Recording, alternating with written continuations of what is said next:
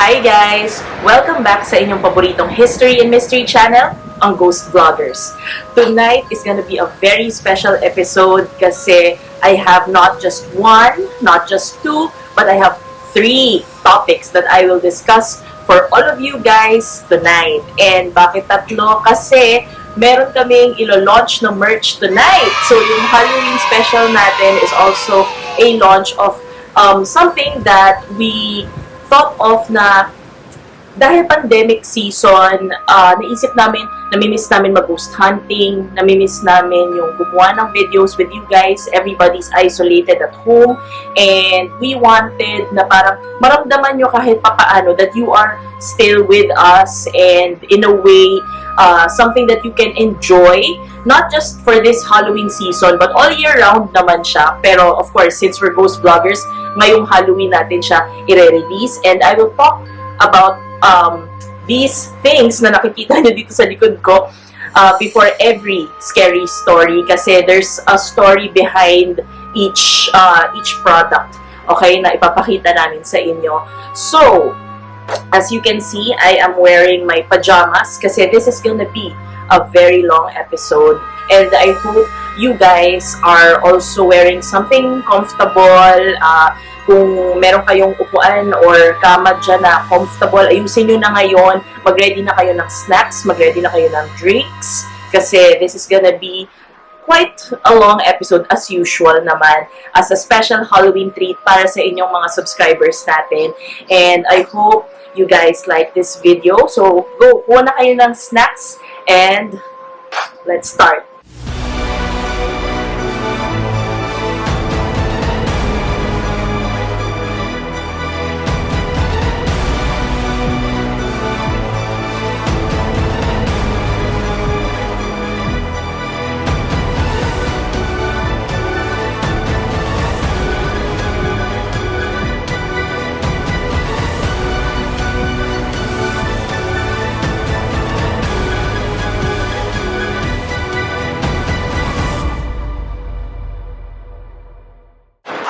Okay, game. So before our first ghost story, I want to show you guys our very own Ghost Vloggers official merch. So I wanted to come up with something lang that would parang make you guys feel na kasama nyo kami pag pinapanood nyo yung mga videos namin. And at the same time, it's something na you can use at home every day since most of us nasa bahay lang naman talaga ngayon nung nag-pandemic. So we thought of coming out with our very own scented candles. So may tatlong scents ito and it's inspired by each member ng Ghost Vloggers. And sobrang cute nila, sobrang cute ng names. Hindi ko sinasabi ko dahil ito yung product namin. As in like, sobrang tuwang-tuwa talaga ako when we came out with this. Kasi nga, alam niyo yung parang pagka may naamoy kayong certain scent, biglang matitrigger yung memory gland nyo, tapos para kayong mababalik dun sa panahon na ginagamit nyo yung certain pabango na yon or naaamoy nyo yon. Alam mo yung ganong feeling na kahit na ilang taon na, pero pagka may naamoy kang something, biglang may mararamdaman kang certain feeling.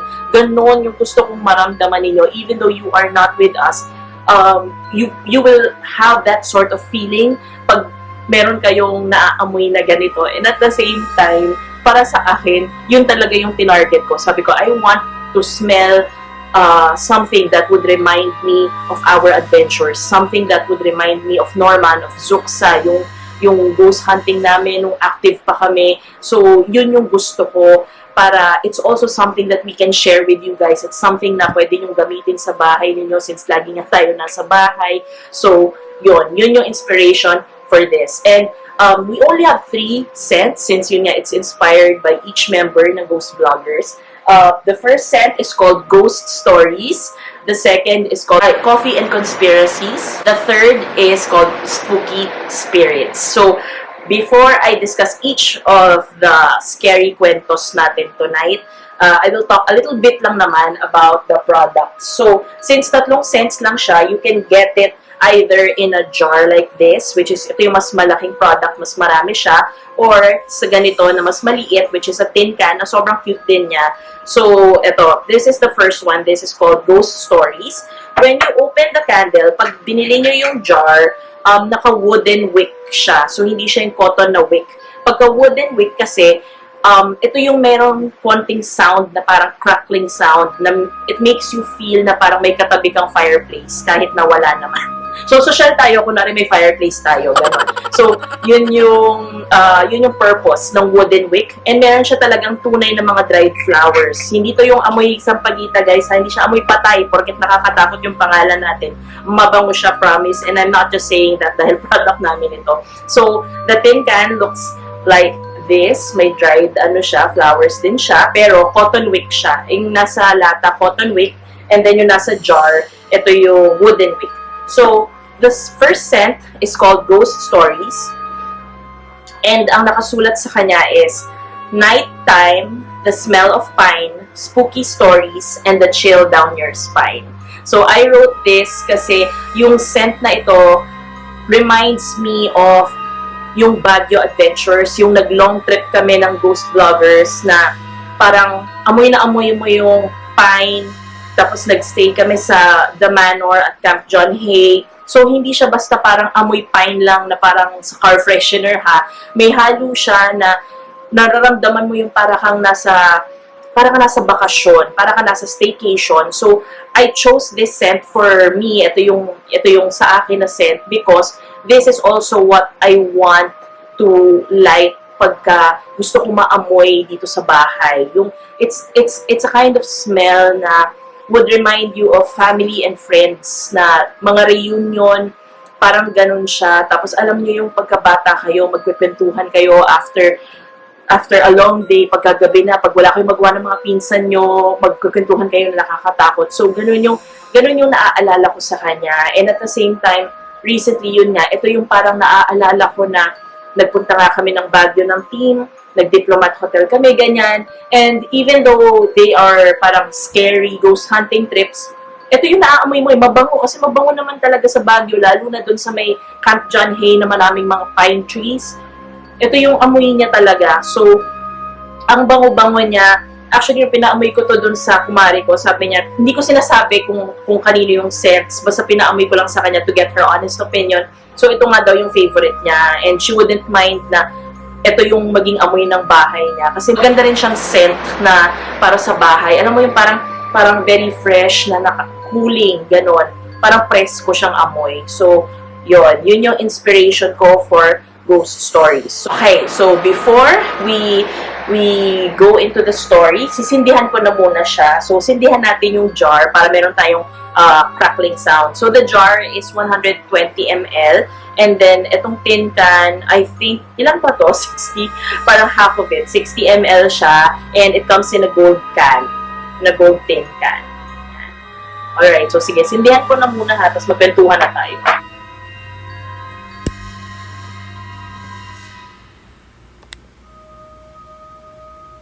Okay, so for our very first story, it takes place in, of course, inspired by our set, Baguio.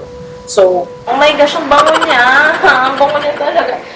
Masaya. So, this is actually a story by one of our friends or a friend of the family namin. Well, not really our family. Yung cousin ko, okay? So, this takes place in Baguio and we've actually stayed there. Nagkaroon kami ng family reunion, nag-stay din kami dito sa bahay na to na ikukwento ko sa inyo. And something actually did happen. Mamaya ko na ikukwento. So, doon muna tayo sa history nitong bahay na to. So, this happened noong early 90s. I think this was 1991. Before nung powerful earthquake pa yata yun. And yung bahay nila is located within, parang within Camp John Hay or within that area na puro mga wooded areas. Ngayon kasi, if you can see, maraming bahay doon, pero hiwa-hiwalay sila. Tapos yun yung place na sobrang ganda kasi ang dami pa rin mga pine trees, malayo siya from the hustle and bustle of the city, so tahimik. And during this time, dito sa kwento na ito yung mga banda ng 90s na wala pa halos nakatira masyado doon. They were one of the first houses that was actually there. So, yung bahay na yun, hindi naman talaga nila yun tinitirhan. Meron silang bahay dito sa Manila, but they do stay there often kasi bahay bakasyon na nila yun, ng pamilya nila. Bandang mga November or December, ganyan, yan na yung pag mga palamig na, dun daw sila usually nagsistay ng kanilang family or pagka ano na daw, sem break na yata or nag-Christmas vacation na yung mga kids. And they often held parties doon sa bahay na yun. Now, yung bahay is actually very secluded. So, sa may looban pa siya, malayo siya dun sa mga roads or mga main roads. Malayo siya and at the same time, wala silang mga katabing ibang bahay. So, malayo pa yung lokasyon ng ibang mga bahay. So, sila lang talaga halos yung nandun sa area na yon. And it's actually a very beautiful house, guys. Pag napuntahan ninyo, maganda yung bahay. Pero doon na-renovate na yon. But during that time, they would hold parties there. Tapos, ang sabi nila, there was one cold December day na sila ay nagkaroon ng family reunion that was actually cut short kasi it started to rain. So, usually daw, pagka nagkakaroon sila ng gano'n, ng mga family gatherings, naglalagay sila ng table sa labas, doon sila kumakain as a family, and biglang umulan, so they packed up everything, and total tapos naman daw sila kumain na, halos lahat, so malayo pa yung biyahe, yung iba, bumaba na papuntang Manila. Ang natira lang dun sa bahay is yung mismong owner ng bahay, yung anak niyang lalaki na 15 years old during that time, and yung kanyang pinsan na 15 years old din. So, I think magka-age sila, okay? So, 2 boys and then yung dad, yung may-ari. They stayed there kasi, yun nga, yung mga bata wala namang pasok, okay? Now, for you to understand the story, kailangan maintindihan nyo yung layout ng bahay. Sa loob ng bahay kasi, para siyang medyo wooden cabin style ng bahay. Yung pagpasok mo, open floor layout siya, meaning sa pagpasok mo, may malaking sala, tapos nandun na yung kusina, may isang bedroom na nandun sa may first floor, which is good for one person lang. Maliit lang yung bedroom na yon. And then, pag akyat mo sa taas, may 2 bedrooms, which is yung sa owner, and then the other bedroom, it was actually a guest bedroom din, pero ginawa na nilang parang stock room. So, yung 2 boys na magpinsan, doon sila sa baba, sa first floor. Doon lang sila sa may sala. Pwede kasi maglatag doon, malaki kasi yung floor space. So, usually, pagka may mga bakasyon, lalo ng ganyan na may mga kids, gusto nila doon kasi maganda doon sa may sala area nila and malalaki yung mga windows, okay? So, that night, andun sila, magpinsan sila, yung daddy nila, makiat na natutulog. So, during the night, yung magpinsan, wala, naglalaro lang sila, nagpipintuhan lang daw sila nung time na yun, naglaro sila ng Monopoly, ganyan, board games. And suddenly, yung aso nila, suddenly just started to stand up, kasi nagre-relax yung aso, stand up, biglang nakatitig lang doon sa window, yung malaking window sa harapan ng bahay nila. So, nagtinginan sila, parang anong meron? And yung itsura ng aso, talagang parang very stiff lang siya, na parang takot na takot na may something sa labas. It was a kind of reaction ng aso na nakikita nyo lang pagka may something na either gumagalaw na hindi pa alam kung ano. Yung pagka-alam nyo yung mga dogs, pagka hindi nila alam kung ano pa yung meron, diba yung parang sobrang alert nila, nakaganon yung aso. It was very, very strange for them kasi as the owner ng aso, tong anak ng may-ari, hindi naman ganun hindi usually ganun yung ano niya yung aso niya. So parang sabi ng pinsan niya, ano nangyari sa aso mo? Parang ganun. Sabi niya, ewan ko, baka may nakikita lang yan sa labas, ganyan, baka kung ano lang. So, deadma lang sila, tuloy lang sila ng kwentuhan, ng paglalaro. And then suddenly, nag-start ng mag-growl yung aso. And doon na sila parang nagtinginan kung ano yung meron. And both of them went to the window. And pagsilip nila doon sa pintana, it's just dark. Very, very dark. Walang mga poste pa ng ilaw kasi nga secluded yung bahay. Very dark. And medyo foggy pa kasi nga 'di ba umulan. So medyo foggy daw.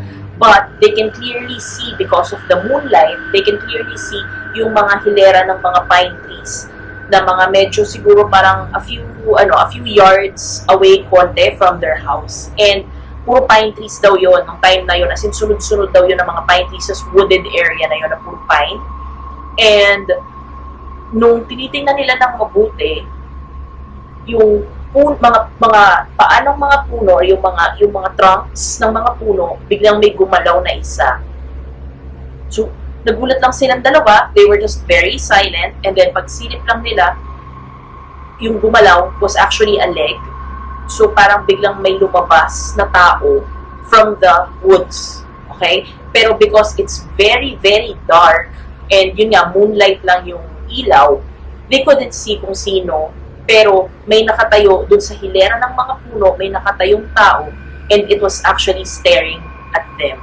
Nakatingin lang dun sa bahay nila, and they can see the figure na tao to, pero hindi nila makita kung anong itsura kasi nga, it's as if it's all black. Dahil ganun pagka madilim, di ba?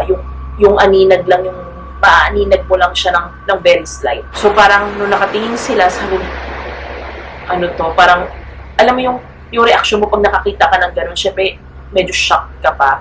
So, nagtinginan daw silang dalawa. Kita mo rin yun, di ba? Parang, hindi ako nag-iisa, parang ganyan. So, parang natakot sila. Sabi nila, ano to? Sino to? Ganyan. So, parang pag tingin nilang ganyan, nakita nila na dahan-dahan na parang umaatras, pabalik dun sa mga trees.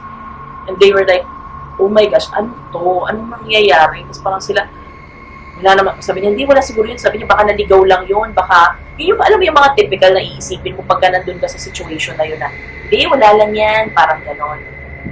So, they decided to play again, pero hindi sila mapakali kasi nga, after what they saw, parang, syempre medyo nakakatakot yun, di ba? Pero inisip na lang nila na, hindi, sige, ano yan, baka naligaw lang, baka tigal doon sa malayo. So, yun yung inisip nila, parang, wala lang yan. Siguro baka, alam mo yun, parang tinatry nilang tanggalin kasi yung takot nila. And, a little later, mamaya, nag-start na naman kumahol tong aso nila. Okay? Nag-start na kumakahol dun sa bintana. Sumilip sila ulit, and this time, makita nila yung nakatayong figure, medyo mas malapit na dun sa may bahay nila. Oh my God, kinikilabutan ako. Medyo mas malapit na dun sa bahay nila, and nakatayo lang, stiff as a board. Hindi na sila makahinga this time. Nandun lang sila sa bintana na para silang parehong frozen. Na hindi nila alam ano to. And all of a sudden, yung figure na yon just started running towards them na parang, alam mo yung parang sa mga zombie movies, yun yung pagkaka-describe niya sa akin. Alam mo yung mga parang zombies na pagka tumatakbo sila ng ganong levels daw. It started just running towards their house. So, both of them just started shouting like crazy. Tapos, akyat sila dun sa hagdanan. Tapos, yung tatay nila, yung tatay ng isa, bumaba, yung owner. Sabi niya, ano nangyayari, ganyan. Tapos, sumisigaw na sila. They were hysterical na, may tao sa labas. Ganyan, papunta siya rin dito. Tumatakbo, papunta dito. Ganyan. Nagwawala sila. And, yung dad, kumuha ng itak. So, yun yung initial reaction niya. I think that was the only weapon that they had during that time. Kasi they never had that experience in that house. Kumuha ng itak yung dad, tapos lumabas dun sa bahay. And the two of them, na kids, they just stayed inside. Tapos nakasilip sila dun sa bintana. Tapos sabi nung dad, sino yan nandyan? Sabi, sino yun nandyan? May tinatao ba dyan? Parang, bawal dito, private property to, ganyan. Parang sumisigaw ng gano'n yung dad. Sabi nung tatay, paglabas, sabi niya, wala naman. Tapos sinabi nila, nakita namin galing dun sa woods. So parang sabi nung tatay, baka ano lang yun, sabi niya, baka nagtatangkang magnanakaw or something. Sabi niya, okay lang yan, natakot na natin siya. Sabi niya, sarado nyo na lahat ng mga bintana. So, yun yung ginawa nila, sinarado na nila lahat ng mga bintana. And so the next day, yung dad, naisip niya pa rin yung nangyari kagabi. So sabi niya na, sige, mag-check siya dun sa perimeter ng bahay kung sino kaya yung nagpunta na yon, na baka nagtataka magnanakaw or somebody. Pero, alam mo yung nararamdaman ng mga kids na hindi siya magnanakaw eh. There's something else, there's something weird about that guy. But anyway, so what happened was, lumabas yung tatay niya, umikot doon sa bahay, And remember, during the day, di ba, umulan. So, hindi naman kasi sementado doon sa area na yon na mga puro puno, wooded areas, maputik.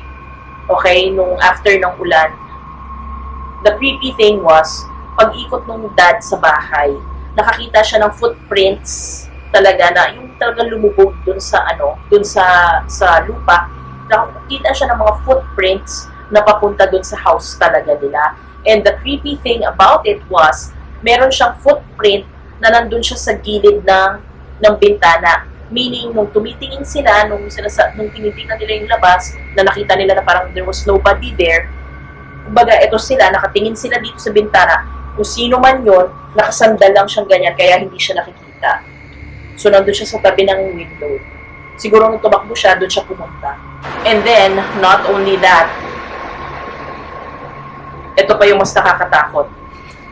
So, yung window nila na malaki kasi yun, malaki rin yung mga curtains nun. Parang ganito siya na curtain na alam mo yung dalawa, yung ganyan, dalawang kurtina yun na pinag-meet. Okay? Pero, usually, pag pinag-meet mo yung dalawang curtains na yun, either yung sa may gitna niya, parang medyo nabubuka, or if ipag-overlap mo siya, medyo bitin siya ng konti dun sa may gilid. Okay? So, may konting puwang yung curtain dun. And the creepy thing was, pag-check nung dad dun sa footprints, yung footprints na pinaka talagang nakalubog, which means matagal siyang nakatayo doon, is directly standing in front of the window kung saan yung puwang. So, meaning, the entire night, natutulog sila doon, yung mga bata, nakatingin lang siya doon sa bintana that entire time. And pagkalabas ng dad, sabi niya, may footprints that is parang pabalik na dun sa woods. Yun yung sinundan ng tatay. So, sinundan niya yung footprints. However, by the time daw na dumating ka na dun sa may woods, as in, it just disappeared. Para bang yung footprints daw, mukhang wala na siyang trail. As in, para siyang naglalakad, tapos bigla na lang nawala. So, they never found out who that was or what it was and kung ano yung kailangan nun. But, yung owner na yon, he is actually, ilang taon na siya ngayon? He was 15 during that time. So, ngayon matanda na siya. Pero hanggang ngayon, to this day, sabi niya, hindi niya malilimutan that night kasi naalala pa rin niya kung ano yung nakita niya. And it's not the only thing that actually happened in that house. So, meron pa. After that incident, nagkaroon na ng takot yung family. Well, not really yung family. Nagkaroon ng takot tong kids to stay there. So, they would usually, parang, during the entire year, they would rent out that house to family and friends. So, years later, this happened around, siguro mga around 2009, mga 2009, 2008, ganon. Pinarent nila yung bahay daw sa isa nilang relative na galing US, kasama nung kanyang anak na around 40, 41 years old na. Yung anak niya lalaki stayed doon sa guest house na nasa first floor. So, di ba, you remember, sabi ko, di ba, parang may may sala siya, and then may guest room. Tapos, nagstay doon yung lalaki. During that time na nagsistay siya doon, nagkaroon ng incident na sobrang hindi niya malilimutan. Ang kwento is ganito. He's a skeptic, guys, as in, hindi siya naniniwala, non-believer siya, hindi siya naniniwala sa mga multo, aliens, ganyan. Very logical kasi he's actually a med student. And hindi siya naniniwala sa mga ghosts, ganyan. And he is somebody who's never had a sleep paralysis experience before. So, never pa siya nabangungot sa buong buhay niya. During that time na nandun siya sa bahay, nagkaroon siya ng instance na habang natutulog daw siya dun sa bed, bigla daw siya nakaramdam na parang may nanonood sa kanya habang nakahiga siya, and then suddenly hindi na lang siya biglang makagalaw. So, he felt his body freeze, and parang sabi niya, ano nangyayari? Ba't hindi ako makagalaw? Tapos, yung nagagalaw lang niya is yung mata niya, tsaka yung medyo leeg niya na natitilt niya to see what's in front of him. And to his horror, dun sa corner, kasi 4 corners lang yung kwarto na yun, maliit lang siya na room, as in pang 1 person lang.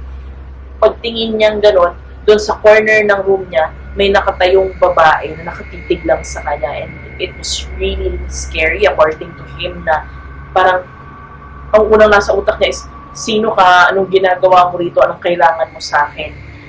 And during this time, yun ang iniisip na lang niya, naku, wala na, binabangungot na ako, yun ang iniisip niya, binabangungot na ako, bangungot ko, hindi ako makagalaw eh.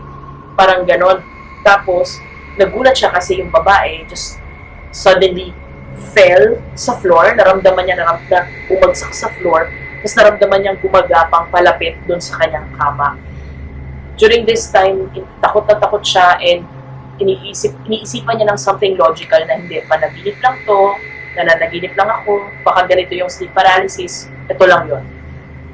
Gumapang yung babae, palapit sa kanya, tapos pakunti-kunti niyang nararamdaman yung hinga ng babae na palapit ng palapit doon sa may gilid ng kama. And so sobrang takot niya, hindi niya matingnan, pero hindi rin niya masarado yung mata niya. And his heart just started racing na akala niya actually atakayin na siya. Nakikita niya na nandito yung ulo ng babae. And then suddenly, na-feel niya bigla na tumapak na dito sa may dibdib niya hanggang sa pumatong na sa kanya. Tapos he can just see the face, as in full frontal, nakapatong sa kanya, binidiinan yung dibdib niya, hindi siya makahinga, and the worst part of it is wala siyang mata. So walang mata yung babae. And it was the scariest thing na na-experience daw niya buong buhay niya. So sobrang takot niya, he just let out this sobrang lakas na scream, as in talagang sumigaw siya ng sobrang lakas to snap out of it. Nagsisisigaw siya, nagpupumiglas siya. Yung nanay niya, tumakbo pababa. As parang sinabi, oh, ano nangyayari? Ganyan, ano nangyayari? Okay ka lang ba? Ganyan. Sabi niya na, pawis na pawis siya. Tapos sinabi niya na, hindi na naginip lang ako sa mga, sabi niya na bangungot lang ako. Parang ganon. Tapos, after that, actually nalimutan na niya yun. A few weeks later, nagkaroon sila ng family reunion ulit dun sa bahay. And nandun yung kanyang ate nandun yung ate niya sa lunch nila. Tapos yung ate niya, non-believer din. Pareho sila na non-believer. So wala, parang biglang kinuwento lang niya dun sa ate niya na grabe, alam mo ba nangyari sa akin? Sabi niya nung isang gabi, sabi niya nabangungot ako. Sabi niya, first time ko maka-experience ng bangungot sa buong buhay ko.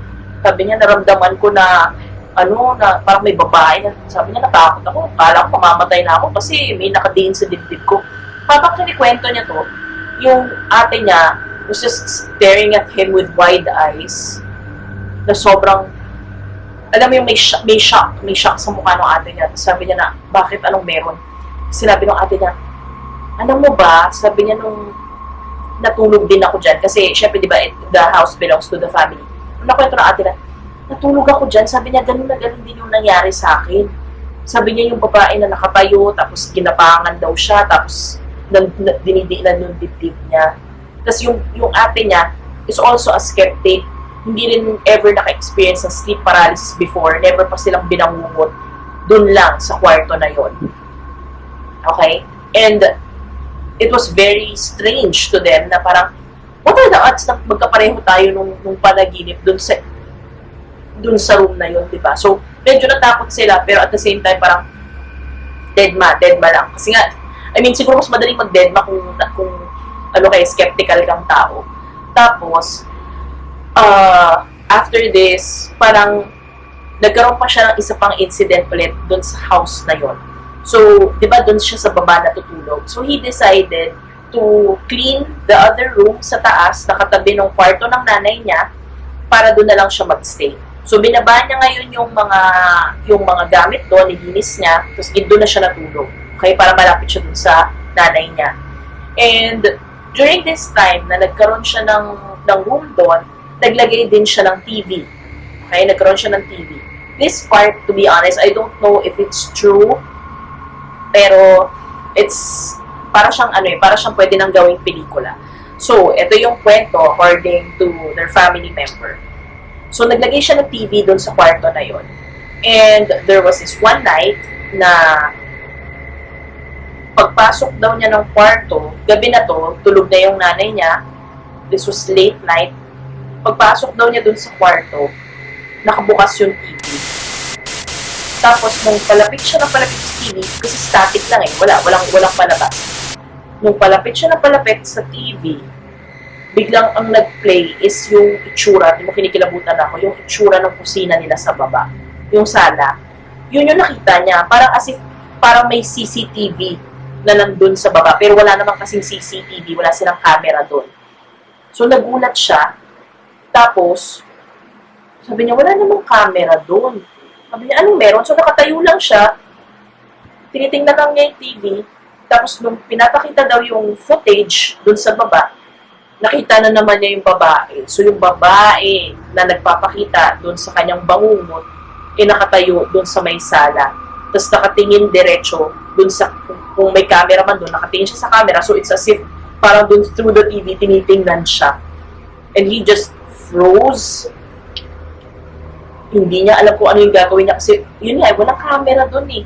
Tapos, bigla daw yung babae parang tumingin dahan-dahan na gano'n, yung sobrang creepy, na dahan-dahan dun sa hagdanan, tapos tumingin ulit sa camera, ngumiti, tapos biglang tumakbo daw dun sa hagdanan ng sobrang bilis. And during that time, biglang namatay yung TV. Tapos he could hear yung footsteps na paakyat ng mabilis doon sa hagdanan. Tapos yung sobrang takot niya na hindi na siya kagad makareact, hindi niya alam, pero naririnig niyang paakyat na yung babaeng yon sa kwarto niya. So, during this time, wala na siyang magawa. Sobrang takot na siya. Naririnig niya yung steps paakyat ng hagdanan. Wala na siyang time mag-react. Alam mo yung parang, gano'n na lang daw yung naging reaction niya. As nung na-feel niyang bumukas yung pinto ng sobrang lakas, hindi na siya dumilat. As in, pinikit na lang niya yung mata niya at sumigaw siya ng sobrang lakas. Tapos pagsigaw niya na sobrang lakas kasi nagwawala siya. Kasi feeling niya pupuntahan siya eh. So physically, talagang, na ganun-ganun siya. Tapos napahiga siya sa kama niya sa pagwawala niya. Napahiga siya sa kama, nagagaganon siya. Tapos tumakbo yung nanay niya doon sa kwarto. Sinabi na, hoy, ano nangyayari sa'yo? Ganyan. Tapos parang siya, sabi niya,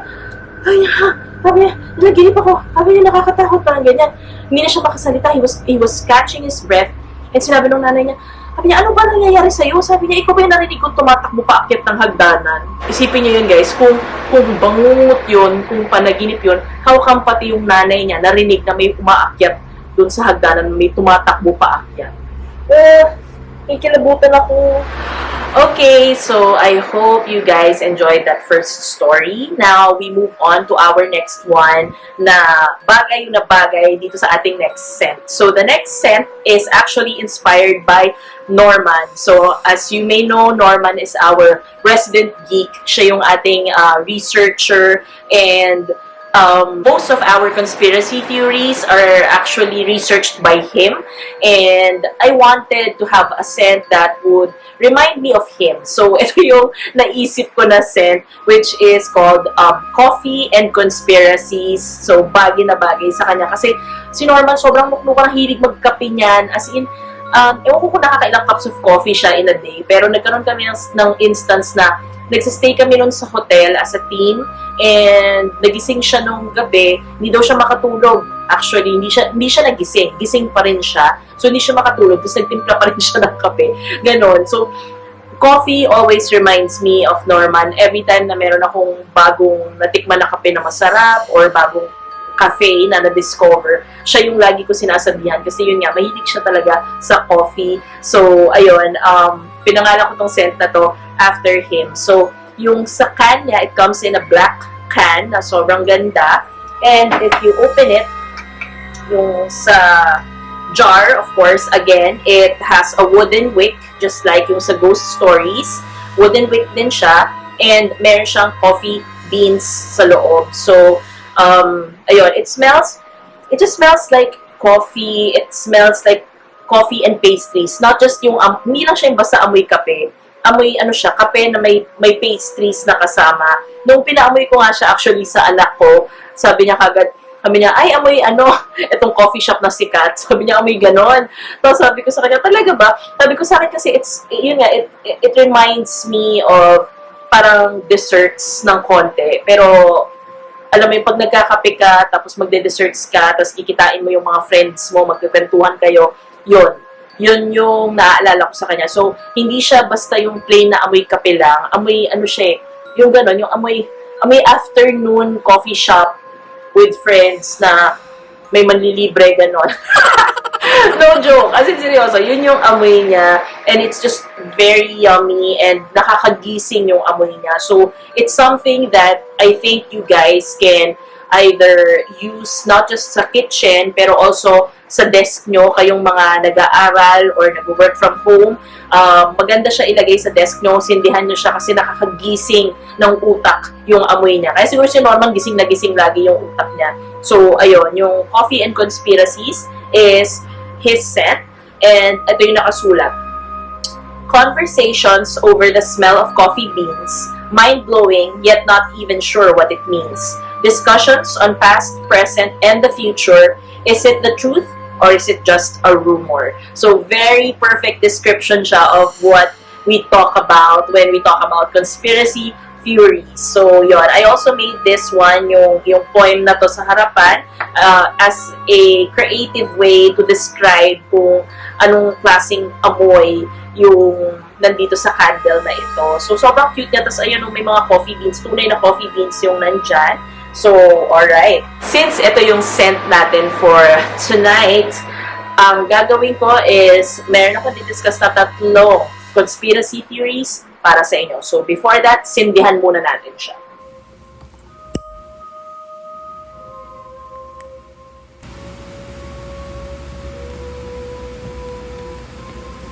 Ayan. So, it smells like coffee na. Okay, so tonight, I will discuss 3 conspiracy theories na would really make you think. Kasi, nung ni-research ko to, napaisip rin talaga ako. Okay, so, let's go. So, the first conspiracy theory is regarding Willy Wonka and Snowpiercer. If you haven't watched the movie yet, I suggest na panoorin nyo sa Netflix kasi sobrang ganda talaga ng Snowpiercer. As in, nung una akala ko baduy siya, pero sobrang nagustuhan ko siya. So, the conspiracy theory is, yung Snowpiercer daw na movie is actually a sequel to Willy Wonka and the Chocolate Factory or Charlie and the Chocolate Factory. The reason why I chose itong conspiracy theory na to kasi may lalabas ng bagong movie and yung crush ko si Timothée Chalamet, siya yung bagong Willy Wonka. Crush na crush ko ng pogi-pogi din niya. Sorry, Keanu! So sabi nila, yung Snowpiercer daw is the sequel. So parang pag inis mo, ang layo kasi ang Willy Wonka, di ba? Parang napakasaya, na napakamakulay, it's about candy, sugar, chocolates. Samantalang ang Snowpiercer is very dark, gory, and brutal. Alam mo yon, parang paano naging prequel and sequel tong dalawang movies na to na sobrang magkalayo? Wait, hindi siya ganun ka magkalayo. If you think about it, very similar yung plot nilang dalawa. Kahit na magkaiba sila ng setting, medyo similar pa din in some ways. Why? Sa Willy Wonka and the Chocolate Factory, it's about a group of people traveling inside this very amazing property, which is the Chocolate Factory. And for every room nila na pinuntahan, nababawasan sila na nababawasan hanggang sa isa na lang. So, hindi ba ganun ka-similar yung sa Snowpiercer? For every parang cabin na mapuntahan nila dun sa napakabonggang train, laging meron silang mawawala along the way. Not just that, ang sabi nilang similarities is yung fact na nagtatago ng messages sa pagkain. So, it's something that you've seen kay Willy Wonka. He would hide the golden ticket sa mga chocolate bars. Ay, wala lang, ma-share ko. Alam niyo ba yung first birthday party ng anak ko? Yun yung theme ko, Willy Wonka and the Chocolate Factory. Tapos yung mga invitations, nagpagawa ko ng personalized na chocolate bars. Tapos yung invitation nila, yung golden ticket, nasa loob ng chocolate bars. Yun, ginaya ko lang siya. Anyway, sa Snowpiercer, ganun din. Tinatago din nila yung messages sa pagkain. Parang, alam niyo sa Squid Game, yung sa doktor. Anyway, okay. So, that's one similarity.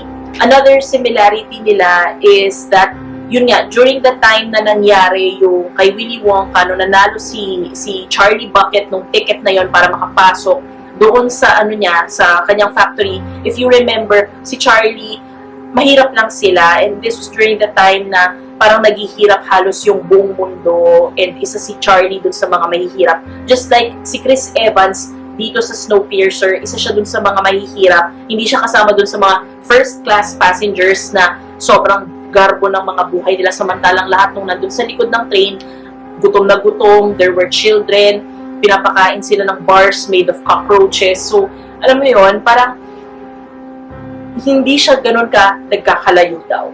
And the kicker is si Willy Wonka, if you go to his factory, everything is marked with his logo na letter W, just like sa Snowpiercer. Kasi the train is actually an invention of Mr. Wilford. So everything is naka-W na may logo din niya. So again, very similar.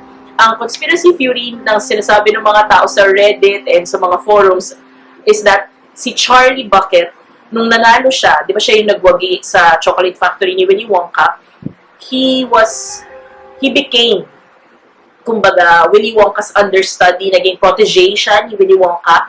And the only reason lang naman na si Willy Wonka, ang parang nung time na yon mayaman siya, di ba? Lahat, buong mundo no, naghihirap, maraming pabrika na nagsarado, pero yung chocolate factory ni Willy Wonka is still parang up and running, is because he was able to make a self-sustaining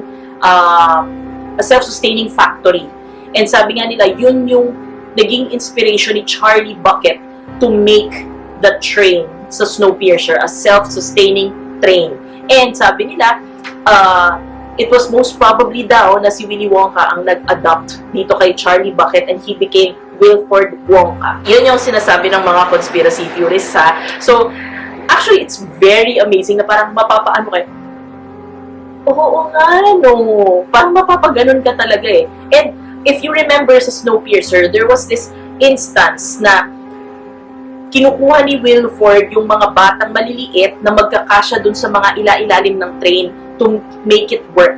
Tapos sinabi niya, bakit? Ano nangyari dun sa mga dating nandun na pinapagana yung train na yon? Tapos sinabi ni Wilford, they recently went extinct. So, ang sabi ng mga conspiracy theorists, hindi kaya sila yung mga umpalumpas. Alam niyo yun? Naalala niyo yung mga umpalumpas sa Willy Wonka, di ba? So, what if daw yung mga umpalumpas yung mga dating nagtatrabaho dun sa ilalim na train to make it work, tapos na extinct na sila, so pinapalitan niya ng maliliit na bata. Kasi umpalumpas are actually just like little kids. Alright, so the second conspiracy theory natin is regarding my favorite, Walt Disney. So, ang sabi nila, si Walt Disney daw ay hindi talaga patay. So, he actually had his body parang cryo-frozen, parang ganon. So, kung magabuhay ka, tas frozen ka, kinaptain America ka sa yelo, para later on, pagka nakadevelop na sila ng immortality or mga gamot sa mga sakit-sakit niya noon, saka siya i-defrost. Parang ganon. Tapos sinasabi nila na ang conspiracy theory na to, actually, it's everywhere. It's online. It's all over the internet na yung body daw ni Walt Disney is actually hidden somewhere within Disneyland, California. And if you notice daw sa Disneyland, napakadaming mga secret hideouts, secret passages, and di ba, yung underground doon is like a maze for all of the employees. So, meron pa daw isa pang level doon na mas ilalim pa. Tapos doon daw nakatago yung katawan ni Walt Disney. And ang family niya, of course, was debunking this na hindi yun totoo. Pero maraming mga conspiracy theorists and mga mystery chasers tulad natin na naghahanap ng truth dito. And sabi nila, there were actually some people who actually came close to researching kung saan talaga yung location ng kanyang body. So, for them to be able to hide it from everyone, ginawa nila yung cartoons na Frozen.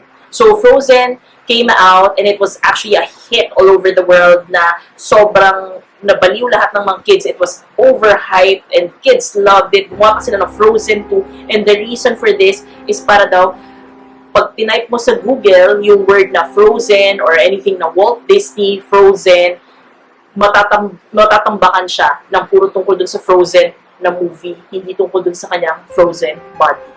Okay, conspiracy theory number 3. It's something that I really love to talk about kasi sobrang nagustuhan ko yung movie na to and sana makahanap ako nito. So, it's all about the Yamashita treasure or the Yamashita gold. So, para sa inyo na may mga hindi alam tungkol dito, makinig kayo.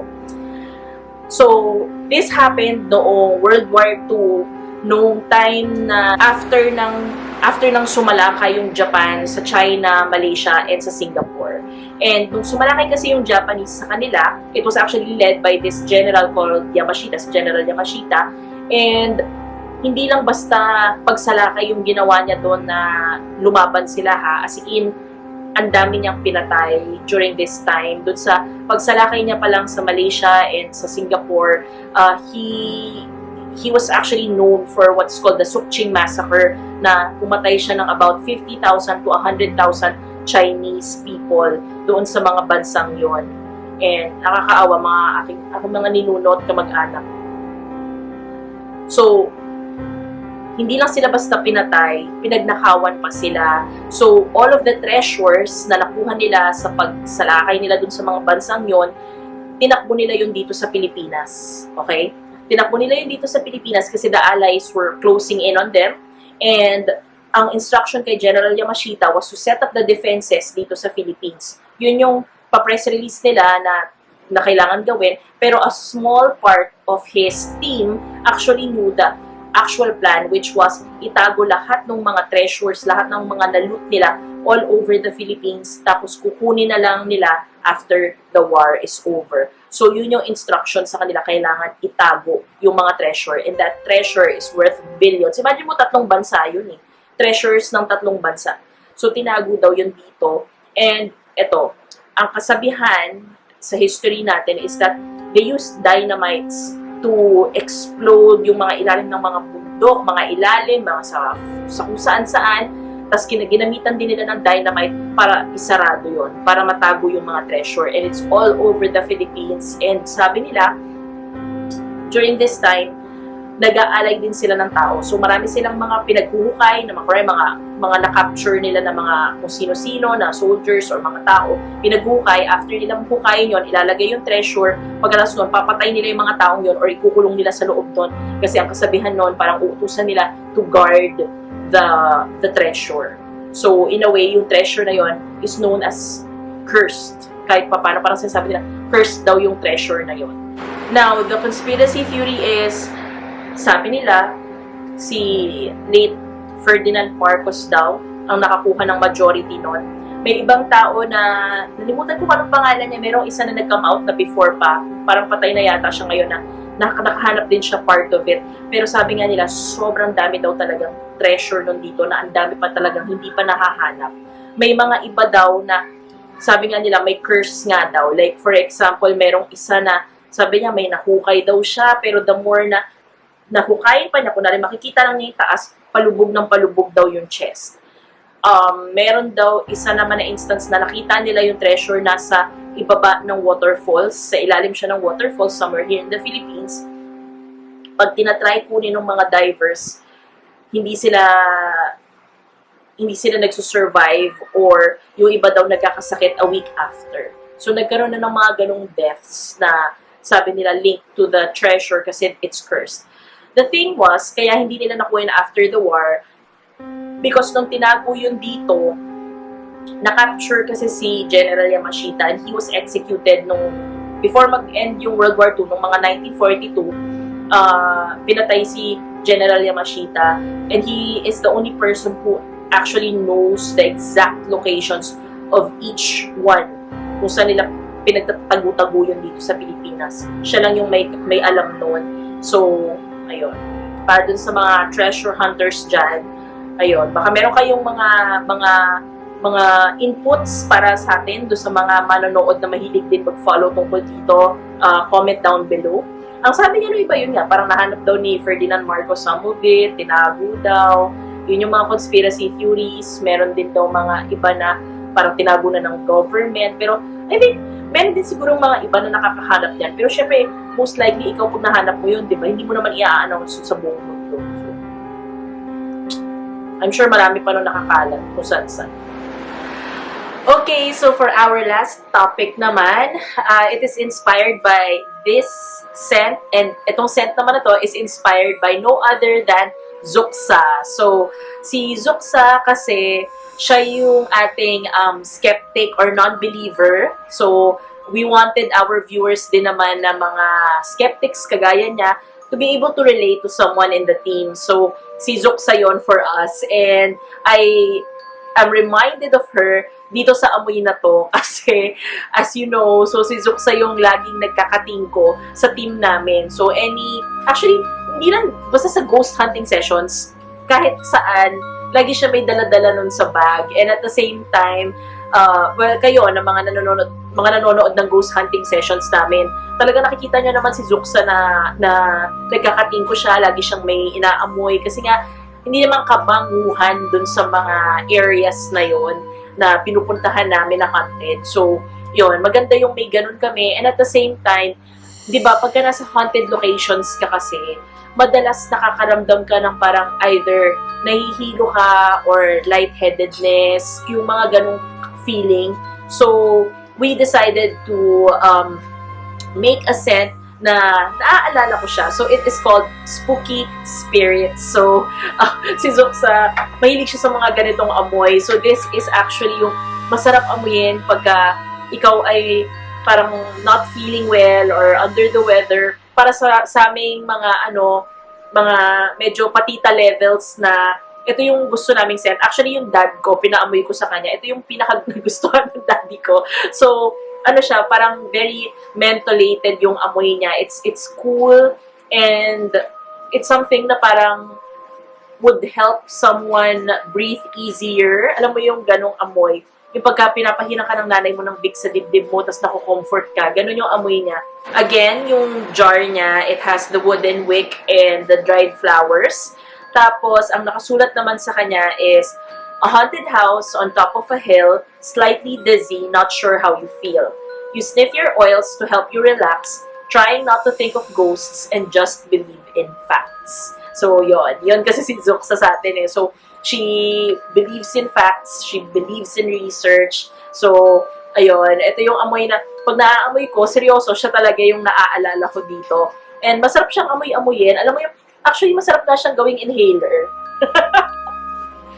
Parang ganon. So, very pwedeng pang spa, parang ganon. So, it is called Spooky Spirits, which is related sa kwento natin for tonight, our last story. And before that, sindihan muna natin siya.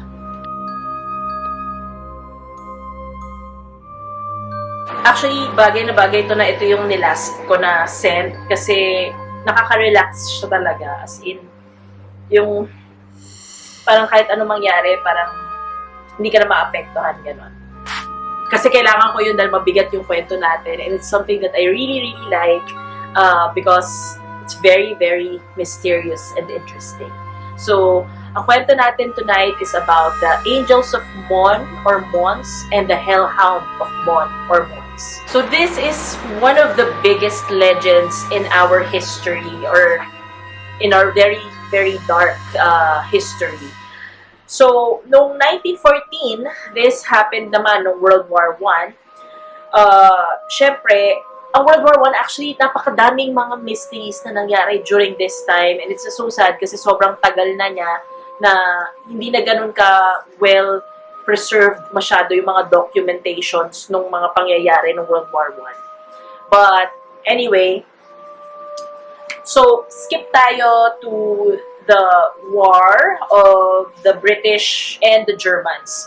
So, ito yung time na nandun na sila sa may Mons or it's a place in Belgium. So, na-outnumber na yung mga British Army and yung mga Germans was just talagang tuloy-tuloy yung pag-advance nila.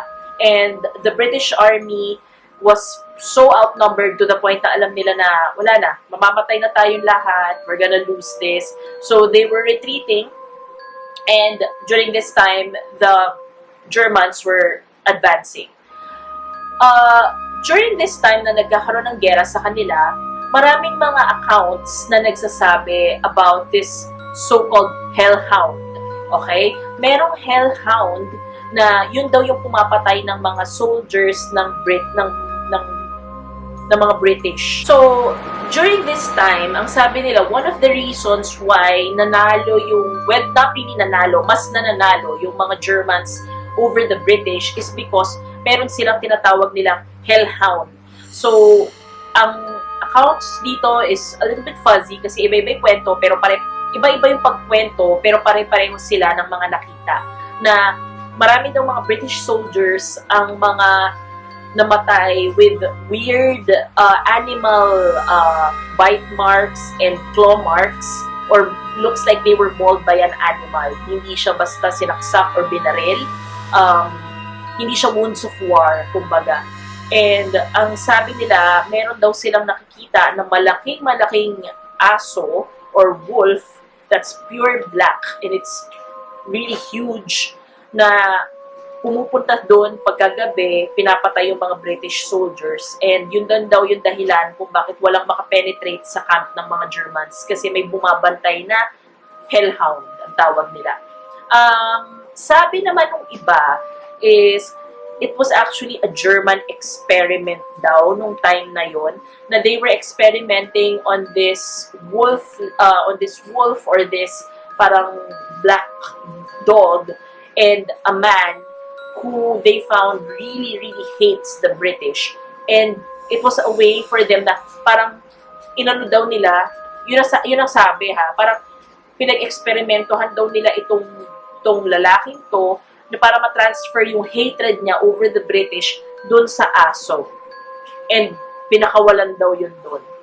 So, yun yung isa dun sa mga kwento, but ang pinaka-reliable is kung ano yung mga nakasulat sa mga journal or yung mga papel or notebooks na nahanap nila dun sa mga soldiers, kasi halos lahat sila pare-pareho nung description na may malaking aso na uma-attack dun sa soldiers ng British. Now, what happened was, while they were retreating, dumating sila sa point na, nung nandun sila sa Mons, na alam nila na this time wala, mamamatay na talaga sila, and yet, they survived. Why?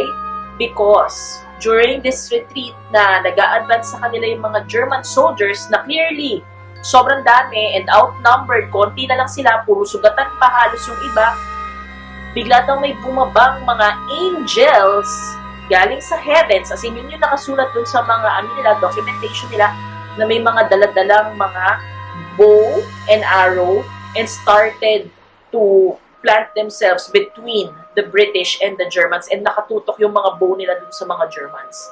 So the Germans were just parang dumbfounded, and they decided to retreat. Kasi ang lalaki daw ng mga angels. So, yun yung tinawag nilang Angels of Mons. Kaya yung mga soldiers na iba na natitira ng mga British soldiers ay nakauwi pabalik sa kanilang country. And during this time, ang sabi nga nila, because of this story, the media started to hype it and print it, and then everybody started believing in it. Kasi yun yung sinasabi ng mga soldiers. However, it was actually quashed by I don't know if the government quashed it or they played it na parang, sige, hayaan nyo lang na kumalat pa yan and ma-enhance pa yung kwento para mas marami pang mag-enlist sa army or sa military, ganyan. But the truth is, ito yung nangyari kasi doon, kaya siya nag-blow up. There was this writer, and his name is Arthur Machen. And sinulat niya yung The Bowmen. Okay, na actually, nung sinulat niya itong The Bowmen, it was meant to be for entertainment lang. He was actually inspired by the kwento tungkol dito sa mga angels na to, that he decided to write a book that is fictional. And the publisher who published his book didn't say na fiction siya. They wanted people to hype it, they wanted people to have hope. So, na-publish siya as fact. So, yon. Isa yun sa mga reasons kung bakit siya nag-blow up. But the thing is, about this story, there were many accounts that was actually found sa mga journals ng mga soldiers na would make it seem na hindi siya mass hysteria or dahil sa PTSD. Pare-pareho sila nang nakita, and the thing is, if it wasn't true, di ba, if it wasn't true, bakit umatras yung mga Germans? Bakit umatras yung mga Germans kung clearly mananalo na sila?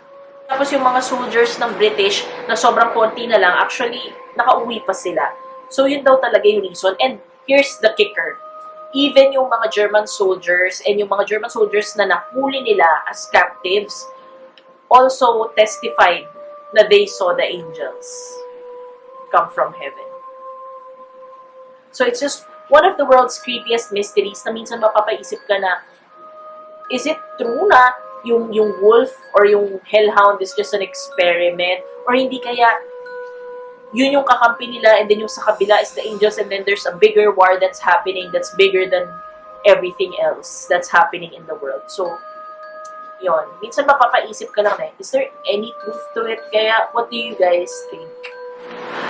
Okay guys, there you have it. I hope you enjoyed tonight's Halloween special and I hope you guys are happy and healthy and I hope you guys would also like the sets that we made, especially for you sa aming mga subscribers, especially sa inyo na mga OG subscribers namin since we started this channel. This is actually for you guys kasi parang kayo na yung kasama namin all throughout this journey namin dito sa YouTube. So, yeah, I hope you guys like this. And before I end the video, I will be giving away a set of these candles to one of you guys. And I hope na sumali kayo. So, ang gagawin nyo lang is to just comment down below kung ano yung tingin yung magiging favorite scent nyo dito and why.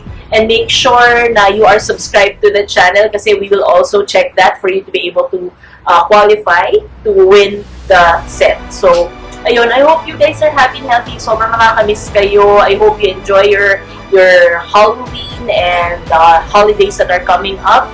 And I'll see you guys again on my next video. Bye! Happy Halloween!